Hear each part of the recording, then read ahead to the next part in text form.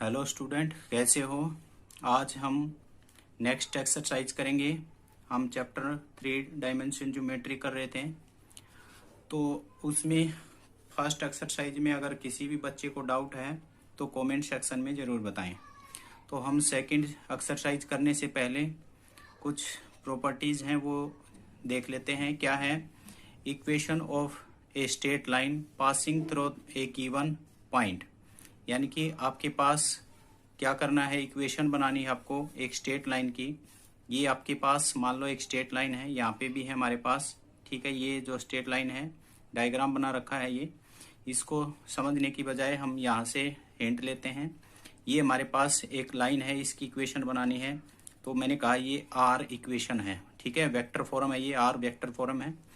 तो यहाँ से क्या कर रहा है, एक पॉइंट है जिससे वो पास हो रहा है, ये क्या हो जाएगा ए क्या है, पासिंग पॉइंट। क्या बोला जाएगा, ए को क्या बोला जाएगा, पासिंग पॉइंट। और parallel to the given vector, और किसी वेक्टर के पैरेलल है। मान लो ये दूसरा वेक्टर है, ठीक है। यहाँ पे हमने गिवन है एपी क्या है, एक लाइन है, और इस एम जो वेक्टर है उसकी क्या है, ये पैरेलल है, ठीक है। और एपी की इक्वेशन निकालनी है, तो ये एपी ही मान लेता हूं मैं यहाँ पे एपी। और ये जो लाइन है दूसरी लाइन है, उसके एम वेक्टर दे रखा उसने। तो ये कह रहा है कि इसकी एपी की इक्वेशन निकालनी है आपको। तो एपी की, इसका अर्थ क्या होगा, r is equal to A plus lambda of m. A तो क्या होंगे, हमें क्या गिवन होगा, लाइन के पासिंग पॉइंट। तो जहां पे भी पासिंग पॉइंट लिखेगा तो वो तो हमारा क्या होगा ए। और जो दूसरी लाइन के जो वैल्यू होंगी, जो हम जो यूज करना है वो क्या लेना है, डायरेक्शन रेशो, डायरेक्शन रेशो, ठीक है। तो यानी कि जो दूसरी लाइन देगा, हम एक लाइन की इक्वेशन बना सकते हैं, लेकिन उसके लिए हमें क्या क्या हेल्प की जरूरत होगी। ए हमारा क्या होगा, ए के पास क्या होगा, हमारे पास एक्स आई प्लस वाई जे प्लस जेड के, ऐसे एक वेक्टर होगा। और एम के पास भी क्या होंगे, डायरेक्शन रेशो के रूप में x1 y1 x1 y1 और z1, ठीक है। ये आई जे के लगा सकते हैं इनके साथ में, अगर वेक्टर के रूप में रखें तो ये हमारे पास क्या होंगे, वैल्यू होगी हमारे पास। तो ये कह रहा है पासिंग पॉइंट को तो क्या मानना है ए, और जो गिवन लाइन है उसके जो वैल्यू दी होगी, अगर डायरेक्ट डायरेक्शन रेशो दे रखे हैं तो ये डायरेक्ट करो, अदरवाइज डायरेक्शन रेशो निकालेंगे उसके और फिर यूज करेंगे, ठीक है। तो इक्वेशन कैसे बना सकते हैं उसको, R is equal to A plus lambda of M, ठीक है। लैम्डा आर्बिट्रेरी कांस्टेंट है, यहाँ पे डायग्राम दे रखा है इसी तरह से। उसके बाद ये करा, ये तो थी हमारी वेक्टर फॉर्म, ठीक है। वेक्टर फॉर्म, अगर आपसे कहे कि वेक्टर फॉर्म बनाइए तो ऐसे बनेगा। अगर आपसे कहा जाए कि क्या बनाना है, कार्टेशियन फॉर्म, अगर कहा जाए कि कार्टेशियन फॉर्म बनाइए तो क्या करोगे, ये तो कैसे लिखा जाएगा, x माइनस x1 जो हमारे पासिंग पॉइंट है, यहाँ पे मैं यहाँ ले सकते हैं x1 y1 z1, और इसको क्या ले सकता हूँ मैं, x2 y2 z2 मान लेते हैं, ठीक है। तो इसके अकॉर्डिंग हमारे पास आसानी से समझ में आ जाएगा। तो यानी कि x में से i का पासिंग पॉइंट घटाना है, यानी कि पासिंग पॉइंट किसके पास होंगे, a के पास। और नीचे क्या होगा, b क्या होगा हमारे पास, ये x2 y2 और z2 को हम a b c भी मान सकते हैं डायरेक्शन रेशो के रूप में। तो ये क्या हो जाएगा, x minus x1 upon a, y minus y1 upon b, z minus z1 upon c। यानी कि क्या होंगे, इक्वेशन x y z में से घटाना है, क्या सब्ट्रैक्ट करना है हमें, x में से पासिंग पॉइंट घटाना है, y में से y का पासिंग पॉइंट घटाना है, z में से z का पासिंग पॉइंट सब्ट्रैक्ट करना है। और डिवाइड में क्या होंगे, डायरेक्शन रेशियो, कौन सी, जो पैरेलल लाइन है उसके, ठीक है।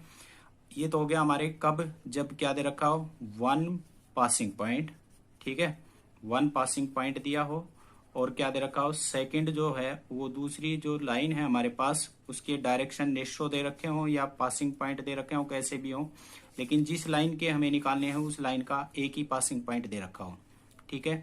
तब ये फॉर्मूले हमारे पास, एक तो ये फॉर्मूला, ये वेक्टर फॉर्म है और ये कार्टेशियन फॉर्म है, ठीक है। अब आप यहाँ से देखना, अगर ऐसी फॉर्म हमें मिल जाए और हमसे कहे कि इस लाइन के डायरेक्शन रेशो बताइए, तो कौन से होंगे डायरेक्शन रेशो, जो लैम्डा के साथ होंगे या फिर आर्बिट्रेरी कांस्टेंट जो दिया होगा उसके साथ। और अगर इस फॉर्म में दिया होगा तो डायरेक्शन रेशो कौन से होंगे, जो नीचे वाले वैल्यू है वो क्या होंगे, डायरेक्शन रेशो। और पासिंग पॉइंट कौन से होंगे, y1 x1 और z1, ये होंगे हमारे पासिंग पॉइंट। या फिर इस फॉर्म में दे रखे होगे तो जो ए की अगर लैम्डा के या कांस्टेंट के होगा वो हमारे क्या होंगे, पासिंग पॉइंट।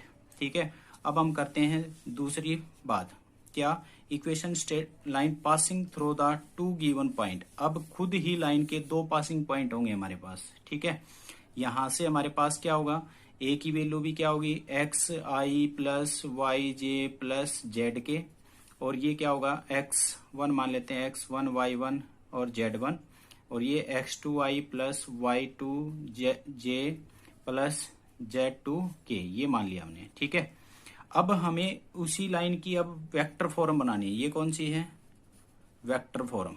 ठीक है, वेक्टर फॉर्म। तो वेक्टर फॉर्म कैसे बनाएंगे, हमें पता है क्या था हमारे पास, पीछे क्या था, a plus lambda of M, ये था ना। ए क्या था, पासिंग पॉइंट, और एम क्या था, डायरेक्शन रेशो। तो यहां से देखो आप, सेकंड वैल्यू में से फर्स्ट वैल्यू घटाई तो क्या मिलेगा, डायरेक्शन रेशो ही तो मिलते हैं हमारे पास, यानी कि ए बी माइनस ए क्या मिलेगा, डायरेक्शन रेशो। तो हमें क्या करना है, पासिंग पॉइंट, पहला पॉइंट तो क्या मान लेंगे, पासिंग पॉइंट, और दूसरे में से फर्स्ट पॉइंट को घटा के क्या कर देंगे हम, डायरेक्शन रेशो निकाल लेंगे, तो एज इट इज ही क्वेश्चन बन जाएगा। यानी कि B minus A direction ratio आएंगे जो किसके इक्वल होगा, एम की बराबरी होगा, क्योंकि एम वहां पे क्या थे, डायरेक्शन रेशो थे।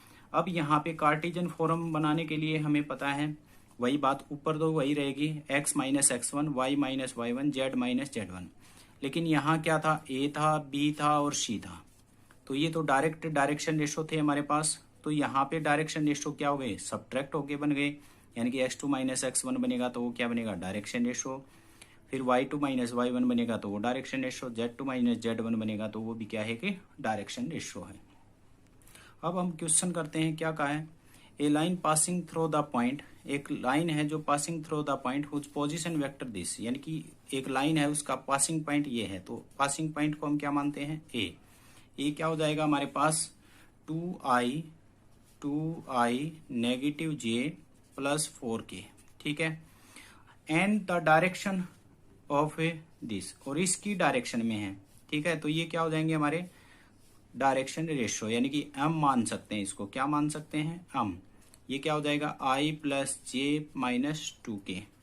ठीक है, अब कह रहा है find the equation of line vector form and Cartesian. तो पहले हम क्या निकालते हैं, वेक्टर फॉर्म। वेक्टर फॉर्म में हमें पता है, वेक्टर फॉर्म में क्या होगा हमारे पास, r इजिकल टू क्या बनेगा, a plus lambda of m। तो a की वैल्यू कितनी है हमारे पास, 2i minus j plus 4k plus lambda into i plus j negative 2k, ये क्या हो गया हमारा वेक्टर फॉर्म। अब बात आई कार्टेशियन फॉर्म बनाते हैं, तो हमें पता है क्या होता था, x minus x1 upon A is equal to y minus y1 upon B, z1 minus z2 is equal to c। ठीक है, तो यहां से हमें पता है x माइनस x1, x1 क्या है 2, तो 2, और a क्या हमारे पास 1 is equal to y minus y1 कितना है 1 माइनस का, लेकिन ये क्या हो जाएगा प्लस का, क्योंकि पहले से ही नेगेटिव है, और ये क्या हो जाएगा 1 is equal to z minus 4 upon negative 2। तो ये क्या हो गया हमारी कार्टेशियन फॉर्म। अब सेकंड क्वेश्चन है हमारे पास, सेकंड क्वेश्चन में क्या कहा है, find the vector equation of line which passing through the point this. ये क्या दिया है उसने, वैल्यू के रूप में दिया है, तो हम इसको a मान सकते हैं, और ये वेक्टर के रूप में लिखेंगे तो i नेगेटिव 2j प्लस 3 के रूप में मान सकते हैं। Parallel to the vector this, इस वेक्टर के क्या है, पैरेलल है। ठीक है, पैरेलल है यानी कि ये एक लाइन थी, इसके पासिंग पॉइंट तो ये दिए हैं, और दूसरा एक वेक्टर है जिसके पैरेलल वेक्टर क्या दिया है, i plus 2j minus 3k। ठीक है, तो इसका अर्थ क्या हुआ, तो अब यहां से हम क्या बनाएंगे, फाइंड द वेक्टर इक्वेशन। तो वेक्टर इक्वेशन क्या हो गया हमारे पास, हमें पता है a plus lambda of m, तो ये हमारी वैल्यू क्या होगी, m वैल्यू हो जाएगी। ठीक है, क्योंकि ये लाइन पैरेलल है तो इसके डायरेक्शन रेशो होंगे, तो हम इसके डायरेक्शन रेशो के रूप में इसको यूज कर सकते हैं। ठीक है, तो ये क्या हो जाएगा हमारे पास, r इजिकल टू a कितना हमारे पास i negative 2j plus 3k plus lambda of a i plus 2j minus 3k। ठीक है, ये हमारी क्या होगी वेक्टर फॉर्म। अगर इसकी कार्टेशियन फॉर्म बनानी हो तो कार्टेशियन फॉर्म क्या होगी हमारे पास, x माइनस 1 अपॉन में 1 इजिकल टू वाई प्लस 2 हो जाएगा, ये अपॉन में 2 is equal to z minus 3 upon minus 3। ठीक है, तो ये हमारे 2 क्वेश्चन कंप्लीट हो गए। किसी भी बच्चे को कोई भी डाउट हो तो कमेंट सेक्शन में जरूर बताएं, और कमेंट सेक्शन में सभी बच्चे जरूर जवाब दें कि हमारे क्वेश्चन समझ में आ रहे हैं, चैप्टर अच्छे से समझ में आ रहा है। सभी बच्चे दिया करो जवाब, क्योंकि कुछ बच्चे हैं जो जवाब देते हैं, बाकी बच्चे कोई रिस्पॉन्स नहीं दे रहे। ठीक है, तो बाकी बच्चे भी जरूर, जो वीडियो देखता है कोई भी बच्चा हो, वो कमेंट सेक्शन में जरूर बताए।